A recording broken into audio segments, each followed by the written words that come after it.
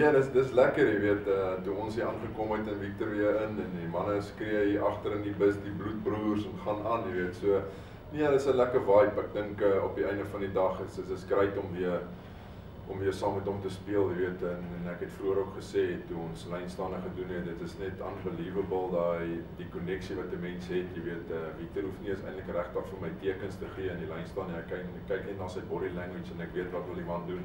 En dis 'n verhouding wat al oor die afgelope 10, 11, 12 jaar kom en is net great, jy weet, maar vir ons en vir my en die kombinasie gaan nie net ons stap in en ons gaan perform nie. Ek dink ons moet hard werk daaraan. Ons is weer die kans gegee. Daar's ouens wat hard aan die deur klop en regtig ook wil deel wees van die great familie.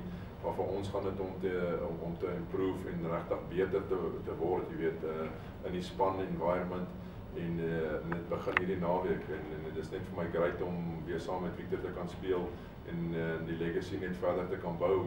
Jean-André Creer, wat vir impak gaan hy in die wedstryd vir julle hê? 'n Ou spanmaat vir julle? Ja, nee, verseker, hy het gewys regtig hy het baie van sy goed geleer by Victor, wat ook die lynstaan ou is in jare se ondervinding en die meester in dit wat hy doen, Victor, en ek dink Jean-André het baie geleer, jy weet, en so dit gaan 'n groot uitdaging vir ons as 'n span wees en veral die manier waarop ons speel in die lynstaan setups en goed wat ons doen. Jean-André is baie familiar met dit, jy weet, so dit gaan vir ons 'n uitdaging wees.